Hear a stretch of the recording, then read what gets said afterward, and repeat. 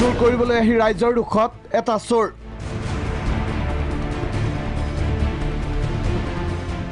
চিচিটিভিত বন্দী চোৰৰ অভিযানৰ সমগ্ৰ দৃশ্য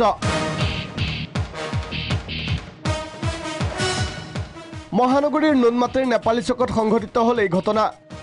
নিশা 2 মান বজাত প্ৰবীণ ঠাকুৰীয়া নামৰ লোকজনৰ বাসগৃহত প্ৰৱেশ কৰিছিল চোৰে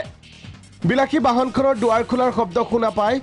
গাড়ীৰ গৰাকীয়ে কৌশলেৰে খবৰ দিয়ে ওচৰ চুবুৰীয়াক নিশ্চয় এই গাড়ীত আহি ষ্টিয়াৰিঙৰ দৰ্জা খুলি কেনেকৈ দৰ্জা খুলি কেনে এই গাড়ীৰ ষ্টিয়াৰিঙৰ বহি লক কৰা গাড়ী এখন কেনেকৈ কৰিছে এইটো মানে আমি নিজেও আচৰিত লগে লগে চোৰটোক ঘেৰি ধৰে চুবুৰীয়া লোকসকলে ৰাইজে ধৰি চোৰক দিলে উত্তম মধ্যম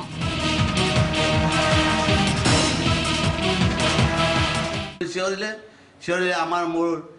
চালকজন ওচৰতে থাকে সি দৌৰি আহিলে আমি চুবুৰী দৌৰি আহিলো আহি সূৰ্যজনক ধৰাত পেলালো তাৰ পিছতে খবৰ দিয়ে আৰক্ষীক আৰু চোৰক গতাই দিলে পূৰ্বেও প্ৰবীণ ঠাকুৰীয়াৰ বাসগৃহত চোৰে চলাইছিল অভিযান এইবাৰ চোৰৰ দিন বেয়া আছিল যাৰ বাবে গৃহস্থৰ হাতৰ পৰা সাৰি যাব নোৱাৰিলে চোৰ নুনমাটিৰ পৰা গোপাল চিল প্ৰাগ নিউজ